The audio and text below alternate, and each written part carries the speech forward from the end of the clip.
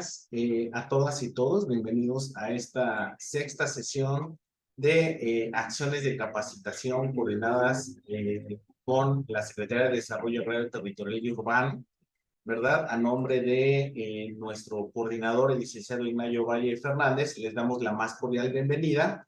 Y como les señalaba, esta es la sexta y última sesión con motivo de dar a conocer información de riesgos de desastres, de variabilidad climática en macroregiones de la Estrategia Nacional de Ordenamiento Territorial. Acción de capacitación organizada en coordinación con la Secretaría de Desarrollo Agrario, Territorial y Urbano. En este sentido, envío un agradecimiento a la maestra Anabel Palacios Moreno, directora de Planeación Sectorial en la Unidad de Planeación y Desarrollo Institucional, y que además es integrante de nuestro Comité de Buenas Prácticas Municipales de la Guía Consultiva de Desempeño Municipal, a quien le agradezco su presencia y confianza depositada en nosotros para continuar organizando acciones de capacitación dirigidas a las autoridades municipales y a las personas servidoras públicas municipales de las áreas de desarrollo urbano. También me es grato agradecer a las expertas que nos han honrado con su conocimiento a lo largo de estas 6 sesiones regionales a través de sus exposiciones. En este caso, agradecemos y reconocemos a la arquitecta Daniela Reséndiz García, directora de Gestión de Riesgos de la SEDATU, y a la arquitecta Camila Daniela de Luna González, consultora en temas de gestión integral de riesgos de desastres de la misma SEDATU, quienes han expuesto este tema sumamente relevante para los gobiernos municipales en las 6 regiones. Ahora, en esta ocasión únicamente nos va a acompañar o estará a cargo de la arquitecta Carmina de Luna. El día de hoy hemos centrado la convocatoria en los municipios del estado, de los estados de Puebla, Guerrero, Hidalgo, Michoacán, Morelos, Puebla, Tlaxcala y Veracruz. Agradezco por replicar la invitación a cada uno de los titulares de estos organismos estatales de desarrollo municipal. La Estrategia Nacional de Ordenamiento Territorial fue concebida desde el gobierno federal a través de la SEDATU como una política pública de mediano y largo plazo que busca contribuir a 3 aspectos que son muy importantes: reducción de las desigualdades sociales, construcción de asentamientos humanos sostenibles, seguros e incluyentes, y promover un uso más racional de los recursos naturales. En este sentido, cada una de las personas servidoras públicas municipales responsables de las unidades de ordenamiento territorial, desarrollo o planeación urbana, protección civil, obra pública y medio ambiente deben acceder de manera permanente a contenidos de capacitación para que cuenten con herramientas que les permitan analizar la vulnerabilidad actual y futura de sus localidades. Y en este sentido también puedan identificar las acciones prioritarias que coadyuven a la reducción de los riesgos asociados a los cambios de nuestro entorno ante los fenómenos que ponen en peligro la vida de nuestras poblaciones. En la medida en que los gobiernos municipales, las autoridades, presidentas, presidentes municipales, regidores, regidoras, respalden estrategias de adaptación al cambio climático coordinadamente con las dependencias estatales y federales, será posible disminuir la vulnerabilidad de las personas y sus bienes, al mismo tiempo que se mejora la gestión del territorio, cuidando los ecosistemas, y los municipios estarán preparados ante eventos adversos. Conmino a todas las autoridades estatales, las invitamos a que nos acompañen a la sala de Zoom y a nuestra transmisión en vivo a través de Facebook para que compartan sus dudas y aprovechen todas las herramientas que se explicarán en esta sesión. Bienvenidas y bienvenidos. Bien, muchísimas gracias. En esta ocasión yo también voy a ser el moderador. En este sentido, le cedo el uso de la voz a la maestra Anabel Palacios para que nos dé el mensaje de bienvenida de parte de SEDATU. Adelante, Anabel. Muchas gracias. Qué gusto saludarlas a todas y todos. Bienvenidos sean todos los participantes de este sexto diálogo de capacitación en materia de gestión integral de riesgos.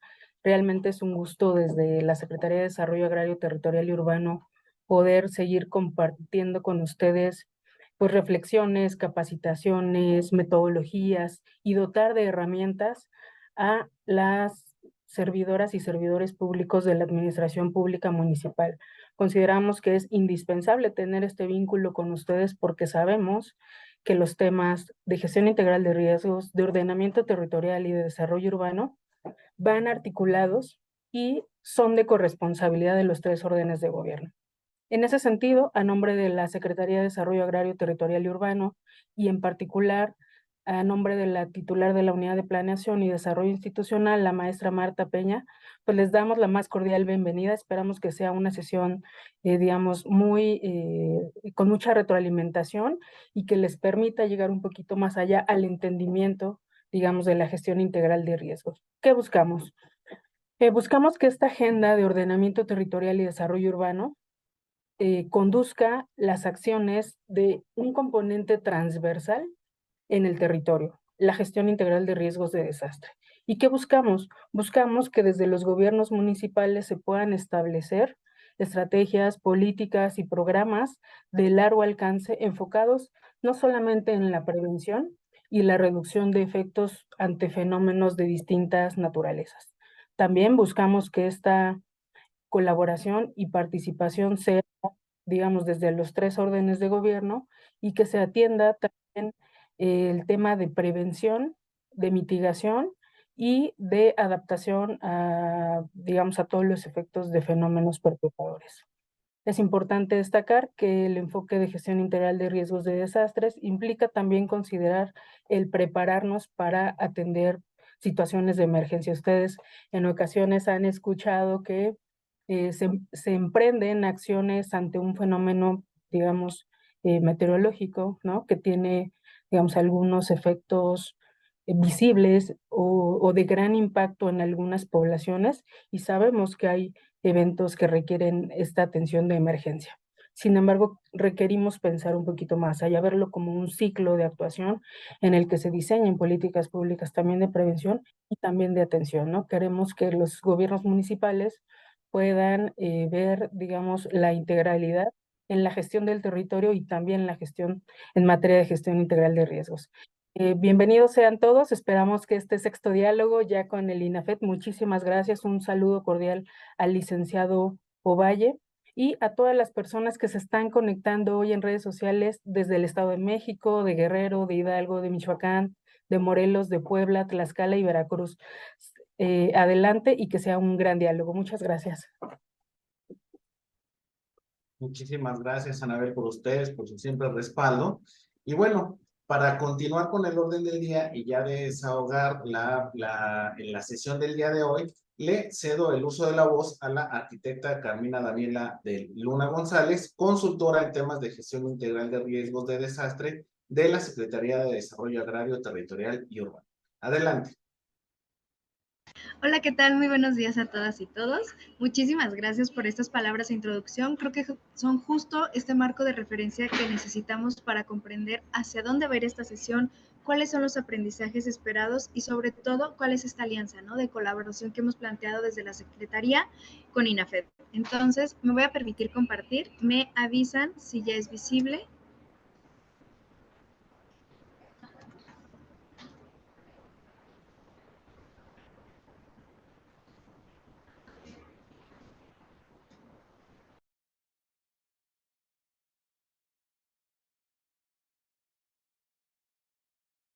Perfecto, ya la podemos ver, claro. Carmina, el micrófono está apagado.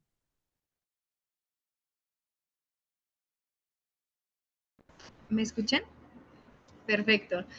Bueno, me gustaría iniciar con este macro, es la categorización básica de los fenómenos perturbadores que generalmente es difundida desde Protección Civil, incluso desde algunas escuelas de urbanismo. En estas se establecen claves como van separando desde su origen, es decir, puede ser desde el tipo hidrometeorológico, que es relacionados a cambios atmosféricos, del clima y de este tipo de situaciones. Posteriormente vienen los detonados por la geología, por la sismicidad, la geomorfología. Después están los fenómenos sanitario-ecológicos, después los químico-tecnológicos, que son estos nuevos fenómenos que empezamos a estudiar como desastres, que pueden detonar grandes catástrofes que pueden no ser capaces de ser atendidas a nivel municipio, y viene esa declaratoria. Y también en un apartado nuevo tenemos estos fenómenos perturbadores por cambio climático, que puede ser el más sensible o más fácil de empezar a identificar como cambio climático, el aumento del nivel del mar. Entonces, estos son los fenómenos que tenemos en el país Este es un pequeño calendario que tenemos en función a la temporalidad, a las estaciones del año, y identificamos que principalmente los fenómenos de origen hidrometeorológico son los que tienen esta distribución un poco más predecible, o con modelos podemos saber más o menos cuándo los vamos a tener en nuestro país. Iniciando con la temporada fría de enero a marzo, que tenemos sobre todo en el norte del país y en algunas partes altas del centro, estas tormentas de nieve, de hielo, de granizo, y tormentas eléctricas en la parte de la serranía como del este. Posteriormente tenemos nuestra temporada de ciclones tropicales, que va desde mayo a noviembre. Justo ahorita nos encontramos en ella, es por eso que tenemos estas bajadas de presión, aumentos de precipitaciones, los diferentes huracanes que ya hemos presenciado, sobre todo Baja California, ¿no? En cambio, los fenómenos químico-tecnológicos son estos fenómenos que no podemos identificar su temporalidad exacta, podemos marcarlos a lo largo de todo el año, igual que los de origen geomorfológico, geológico, que si bien tenemos una mayor facilidad de monitorear pensando en el fenómeno volcánico, que no solo detona una erupción como en las películas, ¿no? Que es esta lava, sino también el fenómeno de la ceniza, el tremor, y podemos ir monitoreando un poco más. Posteriormente tenemos una temporada que, si bien ahorita se establece más o menos de febrero a noviembre, que es la de incendios forestales, pues nos damos cuenta que a través de los nuevos cambios de patrones de lluvia, de sequías, pues ya no es tan factible el pensar en estas calendarizaciones. Entonces, es empezar a observar el cambio climático de una manera transversal. Este calendario ya no es tan práctico en el sentido hidrometeorológico. Los nuevos modelos y periodos de retorno que habíamos contemplado ya no son tan efectivos, y empezamos a observar nuevos fenómenos, sobre todo en centros urbanos, como son las islas de calor, que son estos pequeños aglomeraciones urbanas y de infraestructura que no tienen la capacidad de difundir el calor, sino empiezan a concentrarlo y provocar este efecto de lupa o de isla. Bueno, en materia de ordenamiento para prevenir los desastres hemos avanzado bastante. Como bien sabemos, desde el 85 viene emprendiéndose acciones, sobre todo en protección civil y en materia de ingeniería, con esta promoción de nuevos planes o modelos de construcción. Pero el tema que ahorita nosotros planteamos desde el ordenamiento territorial es dejar atrás este esquema reactivo y empezar a trabajar un modelo un poco más preventivo.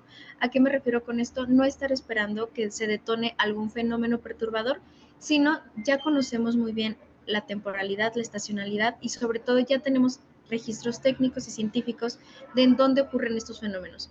Estos registros pueden ser desde un atlas municipal, un atlas estatal, incluso esta cartografía participativa, colaborativa, que se tienen en las regiones, y nos podemos empezar a dar cuenta en dónde ocurre puntualmente este desastre. Y entonces empezamos a generar estrategias de prevención y mitigación para prevenirlos desde la construcción del territorio.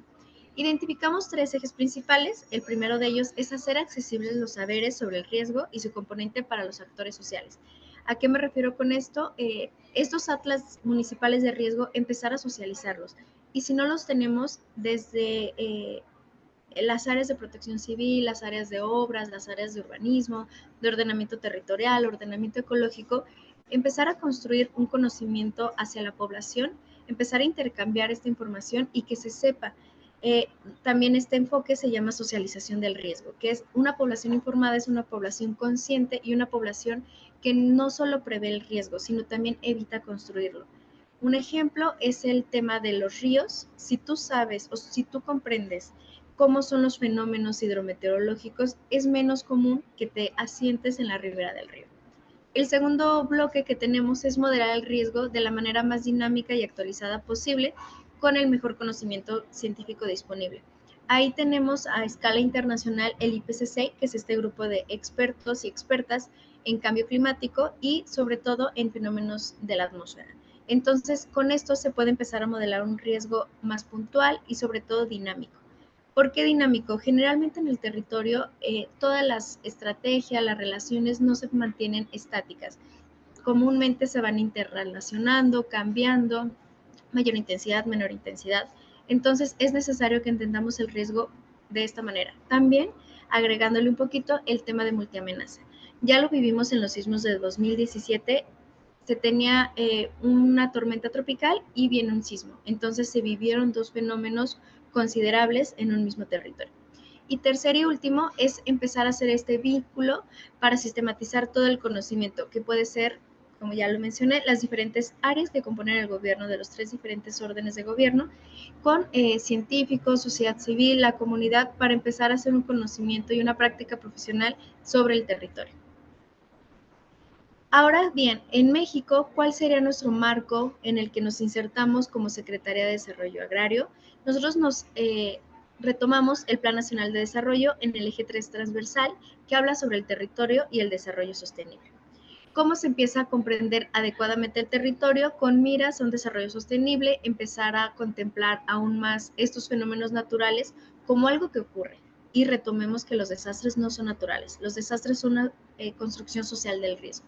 Entonces, este eje va perfectamente porque nos empieza a hablar de estos efectos desproporcionados de los fenómenos naturales y cómo impactan sobre todo a regiones marginadas o más vulnerables. Entonces, el gran reto es garantizar el bienestar no solo de las generaciones actuales, sino de las futuras.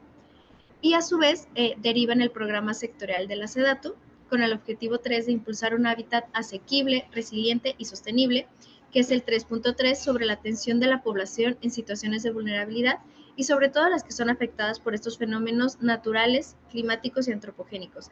Si se dan cuenta, aquí ya anunció 3, que es los naturales, que son los que ya he mencionado bastante, que es el hidrometeorológico y el geológico, y sumamos los climáticos. Con este cambio climático, con esta variabilidad climática y todos estos fenómenos que empezamos a detectar que su intensidad es aún mayor, es exagerada.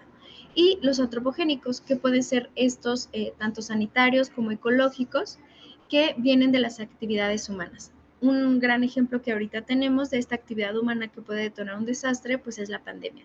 Es un desastre que fue diferente y es un enfoque también diferente de atención, pero provocó diferentes rupturas o diferentes incapacidades de atención. Y al lado derecho tenemos este pequeño cuadro que nos habla del concepto de la gestión integral de riesgos de desastres en México, que empezamos a verlo como este ciclo, pero un ciclo que también se intenta ir rompiendo. Ahorita me explico, que es identificamos los peligros, las vulnerabilidades en la zona. Posteriormente empezamos a detectar cuáles son las medidas de prevención o mitigación factibles, o incluso cuáles medidas de prevención y mitigación ya tiene la población, ya efectúa, o cuáles algún tanto ente público como privado ya empezó a implementar. Posteriormente, con todo este conocimiento, empezamos a prepararnos para la atención de la emergencia y el auxilio y la recuperación y la reconstrucción.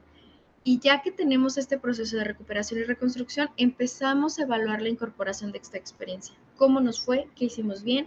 ¿Cuáles son nuestras ventanas de oportunidad? Y así el ciclo hasta que los estragos sean cada vez menores. ¿Cómo podemos evitar los desastres? Una manera que tenemos es muy simple, en el dicho, pero ya en el hecho es un poco más compleja, que es la planificación de cómo habitamos el territorio, que es esta gestión integral, y nosotros como Secretaría tenemos el artículo 3 de nuestra Ley General de Asentamientos Humanos, Ordenamiento Territorial y Desarrollo Urbano, en el que se lista la gestión integral de riesgos. A diferencia de la de Protección Civil, acá se listan 8 etapas, en la de Protección Civil son 6, es prácticamente lo mismo, solo se diferencia un poco en el tema de recuperación, reconstrucción, previsión, prevención. Y ponemos como ejemplo esta imagen, que es un ejemplo que tiene el Senapred en su guía básica para la autoconstrucción de vivienda segura, como esta zona segura en ocasiones no se detecta a simple vista y se empiezan a acentuar en los ríos. Este documento las recomendamos muchísimo, dado que empieza a darnos estas directrices de cómo socializar el riesgo a una escala tan pequeña como la vivienda, y con esto vamos evitando construir riesgos futuros. Posteriormente tenemos todo este marco legal o normativo, cómo hemos ido avanzando desde el gobierno federal en la construcción de este enfoque transversal de la gestión de riesgos. Todo inicia en 2019 con el programa de reconstrucción, que es Reconstruyendo Esperanza, que atiende toda esta zona afectada por los sismos tanto del 2017 como del 2018. Se crean los lineamientos de operación, se empieza a trabajar y a la par que se empieza a avanzar en el proyecto, se empiezan a mejorar prácticas, a retomar experiencias. Posteriormente se genera el Programa Nacional de Vivienda, que va muy de la mano con el PNR y tiene una duración al 2024.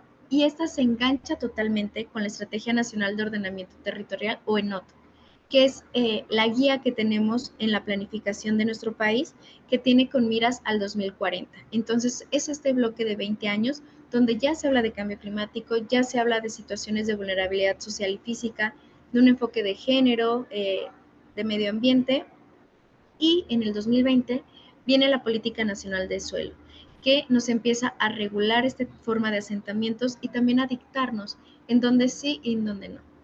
Posteriormente se une con el Programa Especial de Cambio Climático, el PEC, que este es del INEC, del Instituto Nacional de Cambio Climático, que a su vez es de la Secretaría de Medio Ambiente. En este programa especial, en el PEC, nos empieza a dar las directrices muy claves sobre cómo vamos a trabajar el tema de cambio climático, pero también nos empieza a listar tanto municipios que tienen diferentes tipos de vulnerabilidad, tanto por producción forrajera, presas, estrés hídrico, algunas islas de calor, fenómenos extraordinarios de huracanes, y nos empieza a marcar estos puntos claves sobre nuevos riesgos.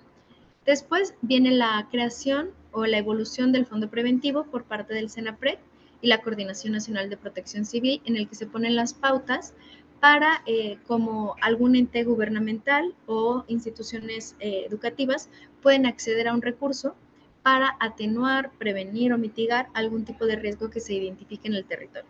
Entonces, esta es una forma en que se aplica, se accede a un recurso, se ejecuta respecto a las reglas claras que tiene la Coordinación Nacional de Protección Civil para empezar a acentuar. Aquí aplican muchos atlas municipales de riesgo, atlas estatales, porque ya no es facultad de la Secretaría. Entonces, recae totalmente en la Coordinación Nacional de Protección Civil, y este mecanismo es una forma de empezar a acceder a recursos para trabajarlo. Y de la mano viene el convenio realizado en el 2021 por parte de SEDATU y la Secretaría de Medio Ambiente, donde se empieza a trabajar de acuerdo a las atribuciones de cada secretaría y delimitando muy bien, sobre todo en el momento en que hacemos la planificación del territorio, estas zonificaciones sensibles, puntuales, tanto de zonas de construcción como no de construcción, zonas de resiliencia urbana, zonas que aportan, zonas de diferente tipo para la mitigación del cambio climático. Y así es como llegamos a los procesos claves que identificamos, que es generar este conocimiento sobre el riesgo desde diferentes ámbitos, pero no solo generarlos, empezar a hacer una efectiva gestión del riesgo a través de intercambios de información, procesos constitutivos y que también sean asequibles a la población.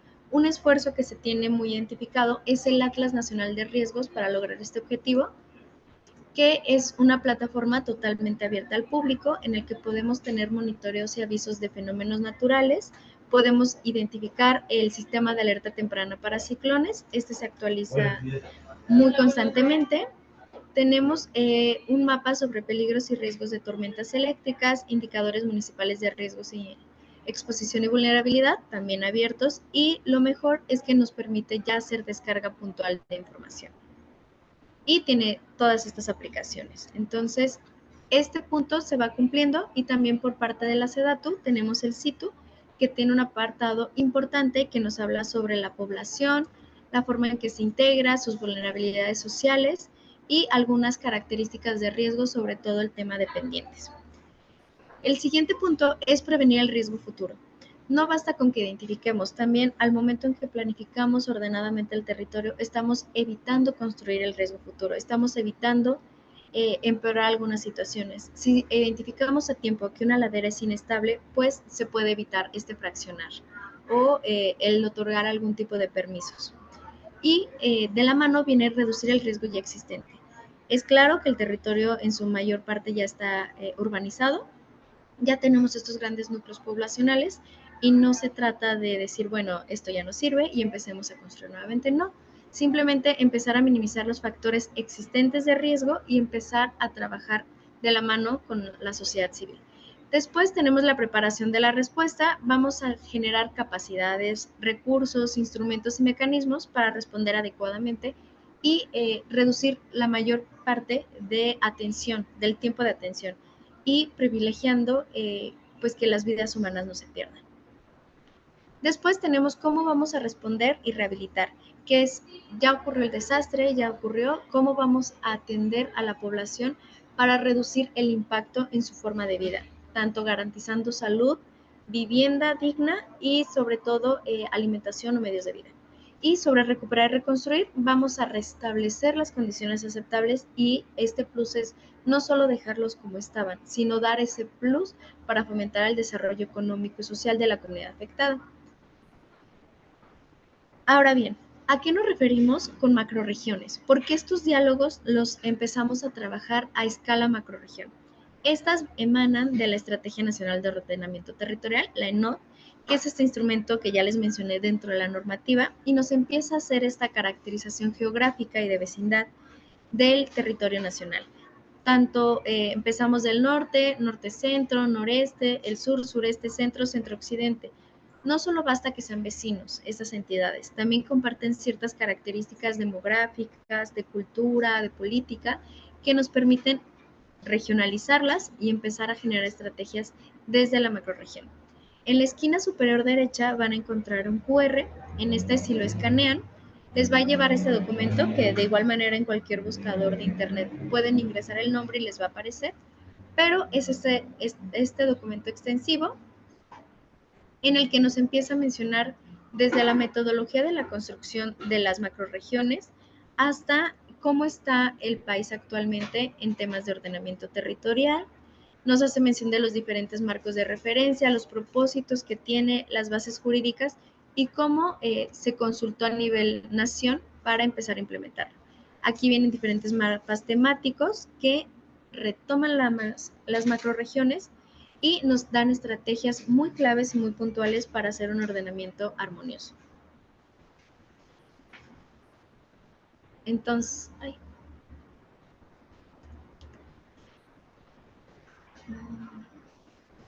ok, están viendo la presentación, ¿verdad? Es que se me cerró un poco. Sí.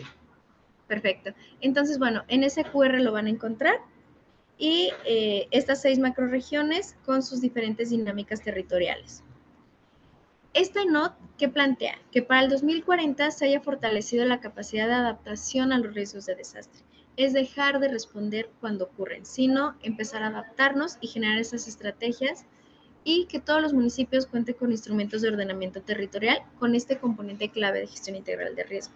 ¿Por qué se hacen estos instrumentos de ordenamiento? Porque estos amalgaman diferentes instrumentos que están a escala estatal, tanto el Atlas Estatal de Riesgos como los programas especiales de cambio climático, los de ordenamiento ecológico y diferentes. Entonces, esos instrumentos retoman esas zonificaciones, todo este conocimiento técnico y empiezan a proponer tanto estrategias como zonificaciones y una cartera de proyectos sólida para atender donde se encuentren las diferentes escalas de riesgo, desde bajo, medio o crítico.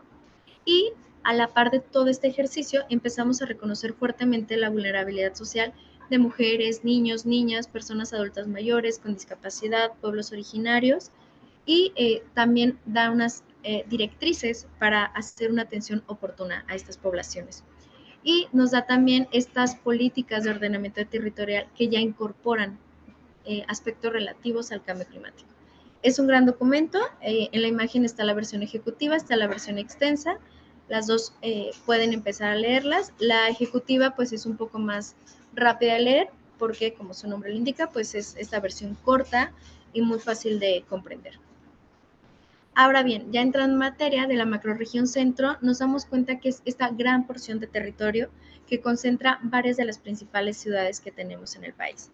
Entonces tenemos desde Veracruz, Hidalgo, Puebla, Tlaxcala, Estado de México, Ciudad de México, Morelos, Guerrero y Oaxaca, en la cual aproximadamente concentran 52.239.846 pobladores distribuidos en 831 municipios, de los cuales podemos apreciar cuál es la cobertura de los atlas municipales de riesgo y teniendo como clave o punto medio que la cobertura nacional de los atlas municipales de riesgo alcanza el 36%.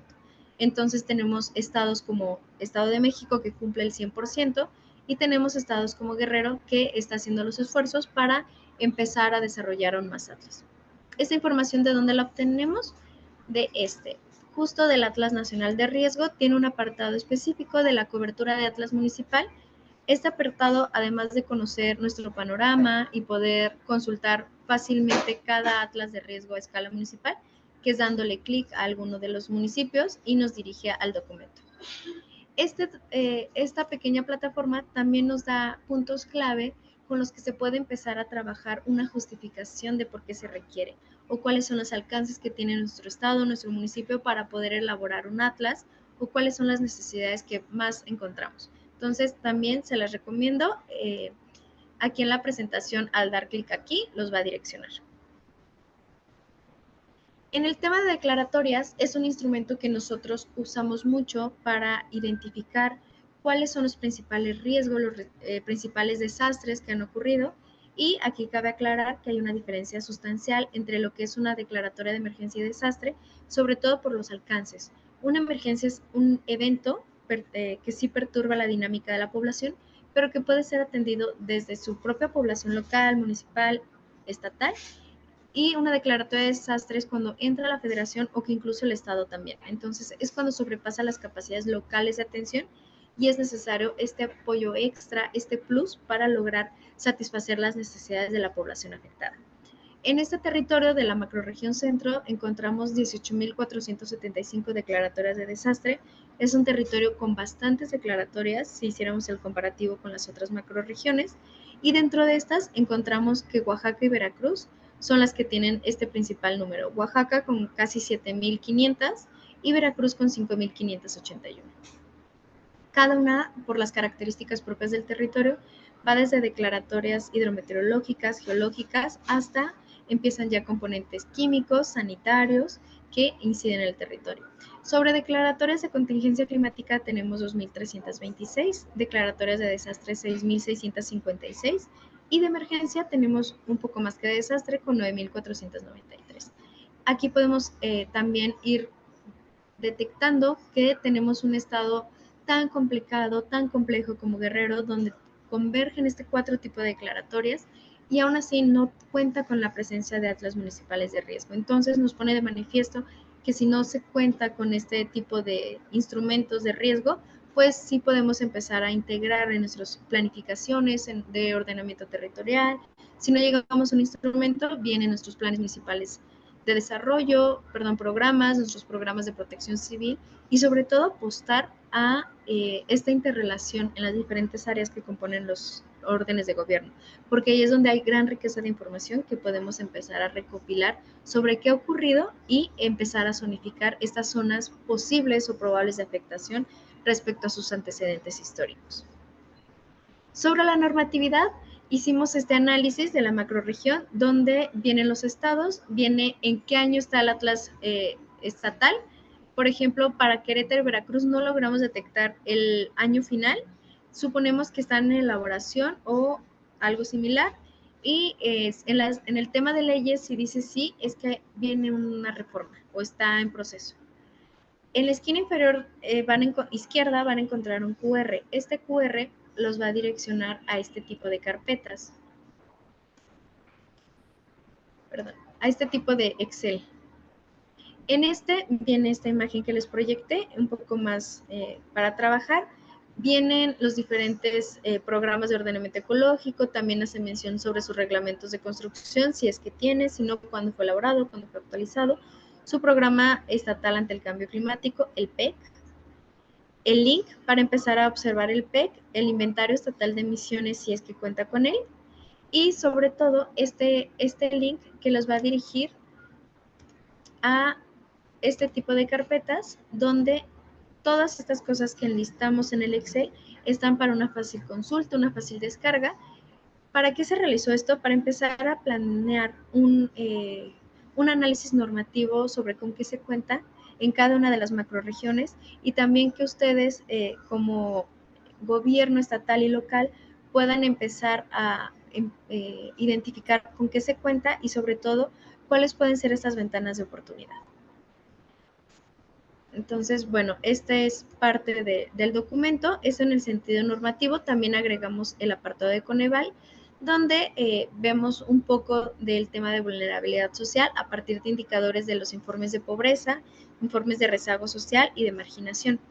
Sumado a la normatividad, tenemos esta capa de peligros y riesgos que les sugerimos consultar. Van desde inundación, monitores de sequía, la sismotectónica, el inventario homologado de presas de jales, que tal vez en algunas zonas no lo tenemos tan identificado, pero sobre todo donde tenemos estos puntos de minería importantes, pues es bastante considerable contemplar el riesgo por incendios forestales, el concentrado de polígonos de incendio y así.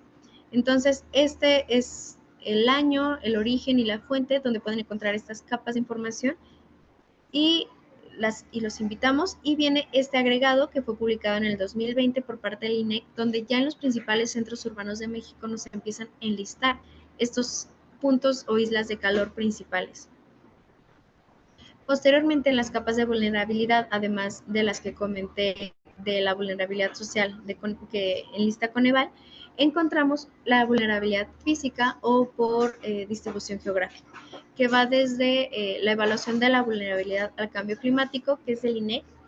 Estas primeras fuentes hasta las 9 primeras fuentes son de importante valor, dado que son muy nuevas. Se empezaron a elaborar entre el 20 y el 21, entonces cuentan con información muy precisa acerca del cambio climático, la vulnerabilidad de asentamientos humanos, de deslaves, y aquí ya empieza a jugar con estos multiamenazas, que es el cambio climático puede detonar estos fenómenos hidrometeorológicos extremos que a su vez, dadas las condiciones de inclinación, de material geológico y demás, pues promueve que ocurran más deslaves. Entonces son unos grandes indicadores, además del Sistema de Información Hidrológica, el Banco Nacional de Aguas Superficiales, que este es del Instituto Mexicano de la Tecnología del Agua y nos da información muy actualizada acerca de cómo se encuentra el agua en nuestro territorio, y empezamos a jugar con características como la sequía, estos cambios que hay en el invierno, en el verano, y bueno, el grado de resiliencia que no dice aquí, pero bueno, fue realizado también por el CENAPRED en 2015. Y de la mano con, ya tenemos la normatividad que rige nuestro territorio, ya tenemos las capas de peligros y riesgos, este conocimiento científico y técnico, que obviamente se necesita complementar, ya tenemos las capas de vulnerabilidad y ahora tenemos los sistemas expuestos, que pueden ser desde la población y vivienda, los hospitales, las escuelas, aeropuertos, supermercados, colonias, rutas de evacuación, que en ocasiones es de los más complicados de identificar. Aquí en el Popocatépetl, pero puede ser cualquier otro de los edificios volcánicos que tenemos. Y un punto clave es la infraestructura hidráulica. Esta gran olvidada en ocasiones en la atención de la emergencia o en la planificación, que es cómo va a impactar en nuestra distribución del agua y también si es que va a sufrir algún tipo de cambios. Entonces, bueno, es el documento donde van a poder acceder a este gran inventario realizado. Esta presentación, perdón, no se preocupen, se les va a compartir, entonces todos estos QRs y links van a poder acceder posteriormente.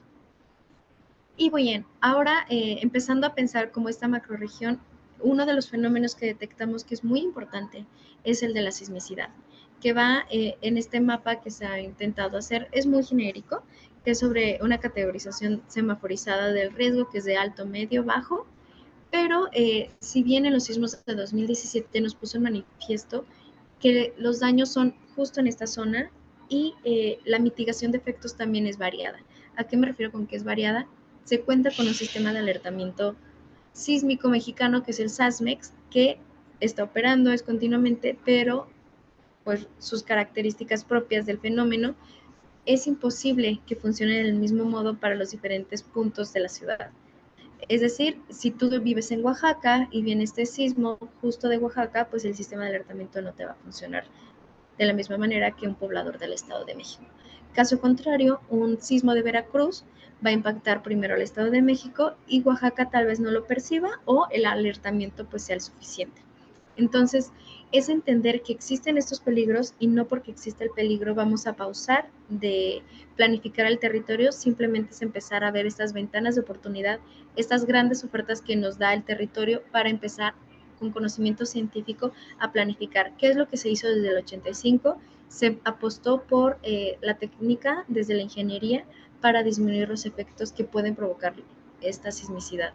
Desde la instrumentalización de reglamentos de construcción, mejoras de construcción, buenas prácticas, laboratorios de nuevos materiales de construcción, etcétera. ¿Qué es lo que ha estado empezando a hacer esta mitigación de los efectos? Y pensemos que frente a todo este escenario, a pesar de toda la preparación que ya teníamos, en el 2017 se tiene un aproximado de daños de 180.731 viviendas contempladas solamente en Ciudad de México, Chiapas, Guerrero, el Estado de México, Morelos, Puebla y Tlaxcala, según el documento que se consultó. Entonces, es empezar a ver el riesgo como algo que no restringe totalmente, sino se necesita mayor colaboración y transversalización del conocimiento para generar esas estrategias. Ahora, las fases que tenemos identificados para realizar este ordenamiento territorial parte de la caracterización básica, es por eso el tema de indicadores, que empezamos a comprender el espacio de una manera como un sistema dinámico, complejo, y que empezamos a listar las características físicas y cómo pueden llegar a determinar algunas condiciones de vida existentes, cómo pueden ser la distribución de viviendas, el sembrado de ellas, la infraestructura existente, los medios de vida a los que se dedican la población, y toda esta información pues la podemos ir nutriendo y consolidando a través del INEGI, el CENAPRED, la CONAFOR, el INEC. Y viene la fase 2. Empezamos a identificar las amenazas, que pueden ser desde los antecedentes históricos, la localización en el espacio de distribución, la intensidad, magnitud, frecuencia, periodo de retorno y la temporalidad. Ahí me gustaría recomendarles, hay un investigador, se llama Raimundo Padilla. Él hace mucho este tipo de identificación de amenazas a partir de antecedentes históricos en el tema de huracanes y tormentas. Entonces, es un gran aporte que él hace desde la comunicación y la antropología para ver con otro enfoque la gestión de riesgos. Posteriormente tenemos la fase 3, que nos damos cuenta que hay en el territorio que puede ser susceptible a sufrir un daño. Esta es la exposición que tienen, y aquí también es empezar a contemplar este criterio que ya había mencionado previamente de la multiamenaza. Es decir, van a ocurrir 1, 2, 3, 4 eventos a la vez, que pudo ser durante la pandemia, estábamos resguardados, las personas que podíamos hacerlo, viene un sismo, teníamos que evacuar, pero puede ser que había una inundación por lluvia fuerte. Entonces es empezar a contemplar la mayor parte de estos escenarios. Y viene la fase 4, que es las vulnerabilidades en el territorio, es cómo las vamos a abordar. Estas vulnerabilidades pueden ser desde aspectos económicos, políticos, de seguridad, técnicos, culturales, que condicionan estas características físicas que ya sabemos por antecedentes o por modelos, que van a impactar aún más en los sistemas que tenemos expuestos. Y aquí es empezar a comprender esta relación que existe entre los fenómenos perturbadores, la exposición y la planificación territorial, con dos objetivos claves: reducir la vulnerabilidad para proponer estas medidas de mitigación, que pueden ser desde infraestructura verde y azul, para pues salvar o mantener a salvo estos asentamientos humanos ya construidos. Y la siguiente es estos nuevos procesos o proyectos de urbanización, pues que empiecen a considerar todos estos factores de riesgos, y así empezamos a crear poblaciones más seguras, más resilientes, y disminuimos gastos. Esto se ha visto muchísimo, que un peso que se invierte en la prevención disminuye 10 pesos en la respuesta a un desastre. Posteriormente tenemos la fase 5 de potenciales impactos, es empezar a jugar con estas capas de información para establecer estos posibles daños, cuáles van a ser nuestros planes de contingencia, y no solo para salvaguarda o para garantizar que se salven medios de vida, sino también para cuál va a ser nuestra forma de aplicar, de trabajar como gobierno y empezar a eficientar tiempos. También estos, dentro de los programas de desarrollo urbano, se pueden empezar a aplicar restricciones a través de normas, reglamentos muy específicos para disminuir estas vulnerabilidades. Y nuestra fase 6, estas estrategias de reducción de riesgo, es tomar en cuenta todas estas estrategias de prevención y mitigación y de preparación con las diferentes instituciones. De acuerdo a las atribuciones de cada uno, crear este gran plan maestro que nos va a facilitar la labor en este ciclo del riesgo, a empezar a tener actividades puntuales que a la larga van a empezar a verse en la manera en que impactan estos fenómenos en el territorio, y que vamos a disminuir cada vez más los impactos.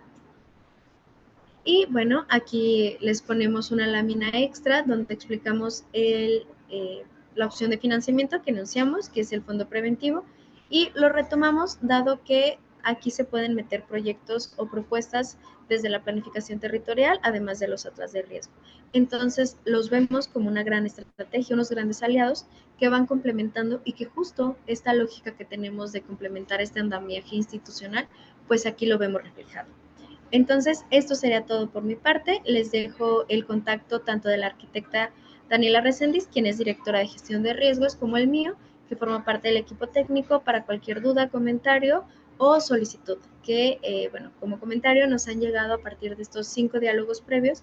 Ya hay contacto directo con algunos municipios con temas de riesgos, donde podemos facilitar información, si es el caso que ya las tenemos, sino acercarlo con las autoridades que vemos correspondientes. Entonces, muchísimas gracias y eso sería todo.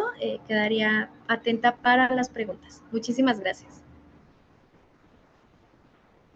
Muchísimas gracias, arquitecta Carmina, por esta presentación.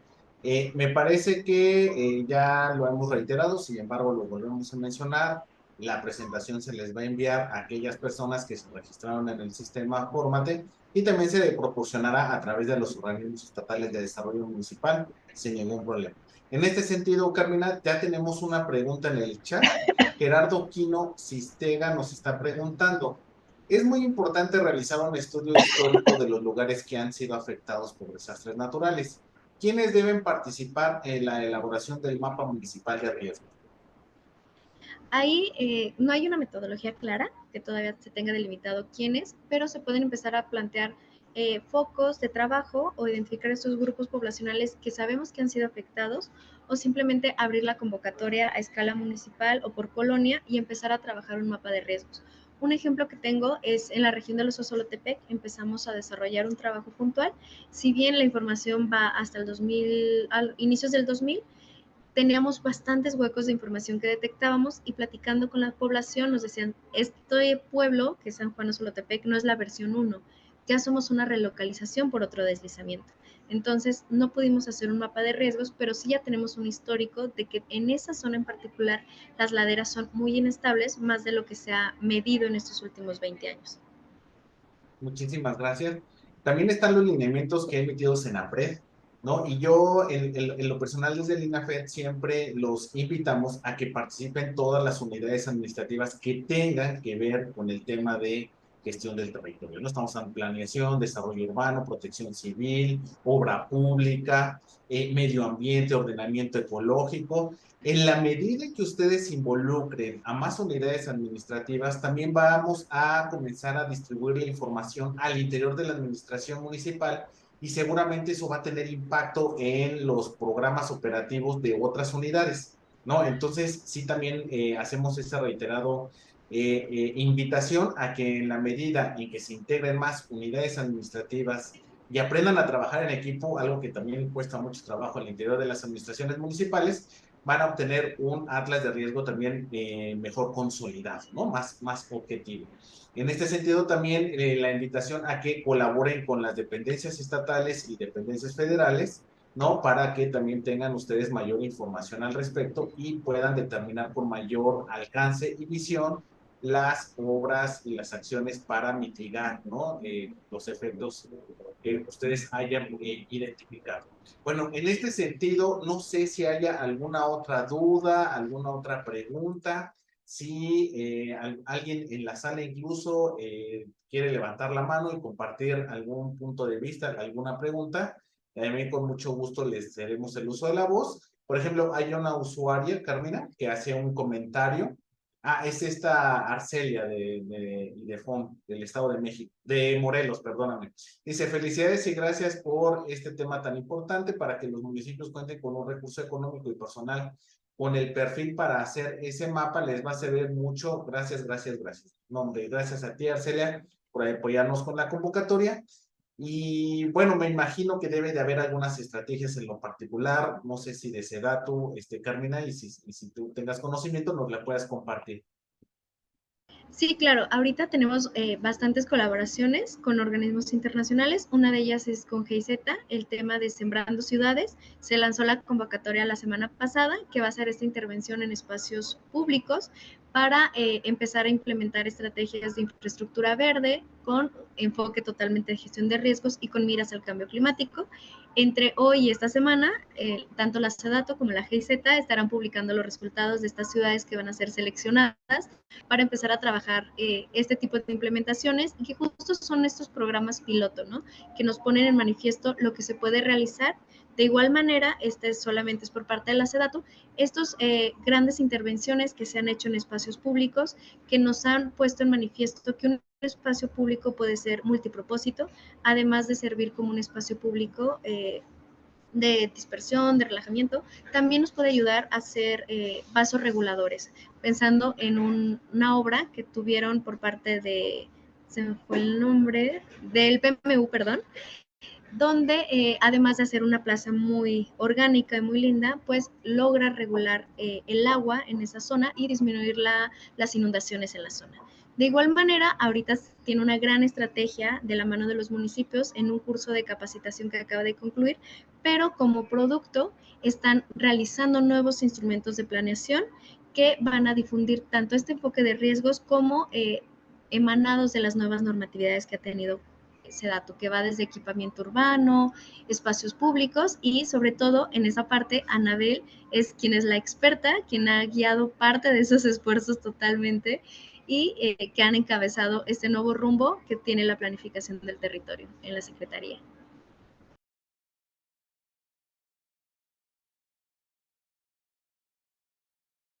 Bien, muchísimas gracias, Carmina. Fíjate que tenemos también algunas participaciones en Facebook.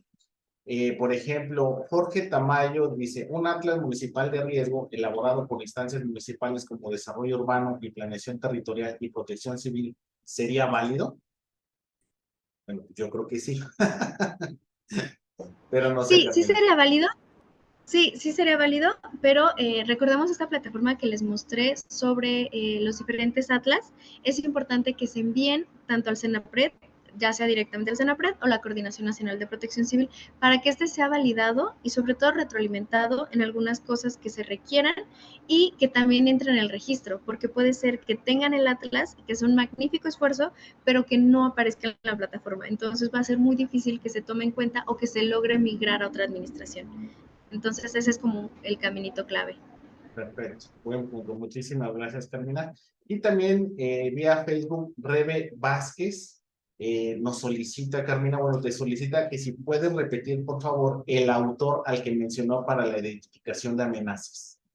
Ah, claro, es Raimundo Padilla, es de la Universidad de Colima. Muchísimas gracias, Carmina. Tenemos algunos otros comentarios, pero también una pregunta de Gerardo Quino. Dice, felicidades por el interesante tema. ¿Cuáles son las instancias que deben participar en la elaboración del Atlas Municipal de Riesgos?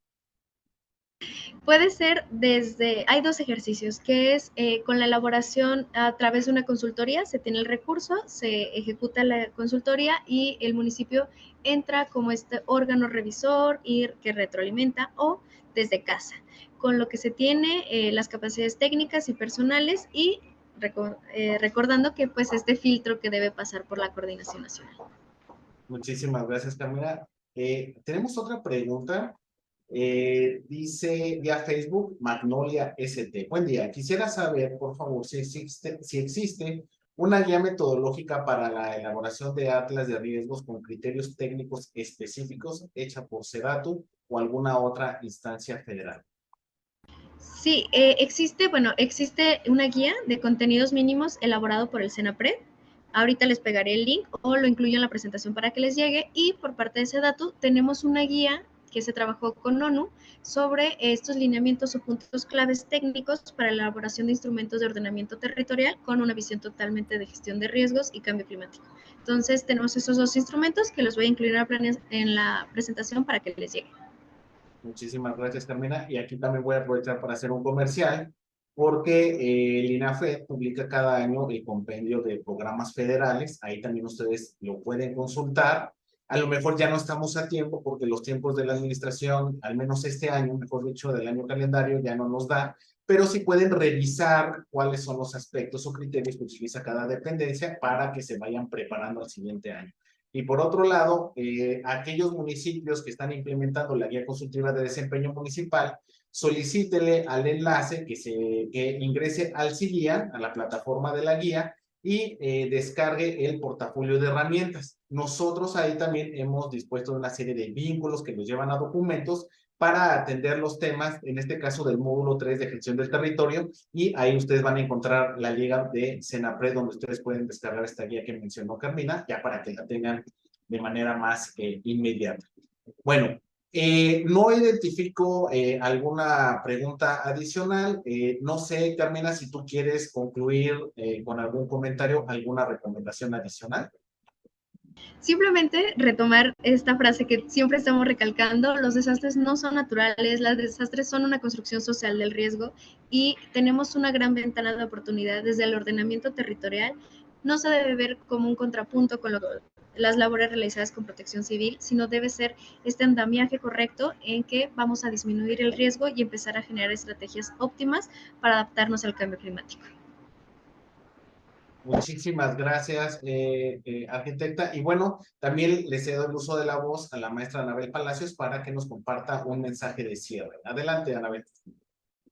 Muchas gracias, Agustín, nuevamente. La verdad es que ha sido un diálogo bastante enriquecedor, o sea, hasta tomé notas, ¿no? También para, digamos, aprender de esta especialización del trabajo que genera la Coordinación General de Gestión Integral de Riesgos de Desastres. Esperamos que sea, digamos, un área que pueda seguir en vínculo con todos los municipios de esta región centro y de las otras 5 regiones. Sabemos que es el 6º diálogo, que ya hemos concluido el total, digamos, de los municipios y de las entidades federativas a partir de las cuales tenemos regionalizada el país en la Estrategia Nacional de Ordenamiento Territorial.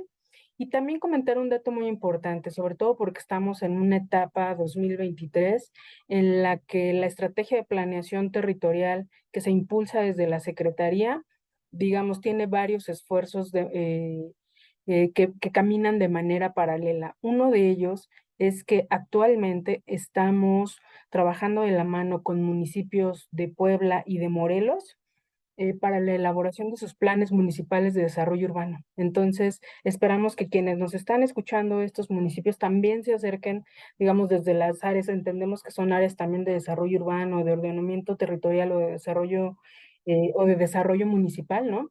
Que se puedan acercar con sus municipios para saber cómo pueden seguir colaborando, sobre todo porque estamos en una etapa muy determinante. La definición de acciones, de estrategias, de proyectos, y sin la visión transversal de la gestión integral de riesgos no vamos a tener instrumentos completos, ¿no? Entonces, ojalá que puedan encontrar ese camino y ese vínculo con las autoridades de sus municipios para poder seguir colaborando en consolidar estos instrumentos. Y aún así, que una vez que cuenten con estos instrumentos actualizados de planeación municipal, pues que se lleven a la práctica, que se implementen los planes y programas de desarrollo urbano municipal para que podamos tener certeza en qué tipo de acciones tenemos que instrumentar en materia de gestión integral de riesgos, de ordenamiento territorial, de vivienda, de catastros, ¿no? Esta integralidad de lo que hacen nuestras autoridades municipales. Pues nuevamente agradecerles a todas y todos y pues muchísimas gracias a todo el equipo de INAFED. Agustín, un gran reconocimiento a todo el trabajo que hacen desde el INAFED. Muy buenas tardes. Muchísimas gracias, Anabel. Bueno, pues damos por concluido. Yo sí me gustaría reiterar este aspecto que mencionaba Anabel, pero de otra manera. ¿Quieren dejar un buen legado de su paso por la administración municipal? Inviertan, apoyen, respalden que el municipio cuente con estos instrumentos de gestión del territorio. Puede ser un atlas, puede ser un plano programa de desarrollo urbano municipal. Estarán dejando un excelente legado, no ahorita, para 5 o 6 años y más. Bueno, a nombre de nuestro coordinador, licenciado Ignacio Valle Fernández, les agradecemos primero a Sedatu por el respaldo, porque con esto ya concluimos estas 6 sesiones regionales. También al área técnica de Carmina y la arquitecta Daniela, muchísimas gracias. A todos los organismos estatales de desarrollo municipal también que en su momento nos respaldaron para la convocatoria, al área de difusión, al área de la dirección de capacitación aquí del INAFED, y nos estaremos viendo en próximos diálogos virtuales. Muchísimas gracias y excelente semana.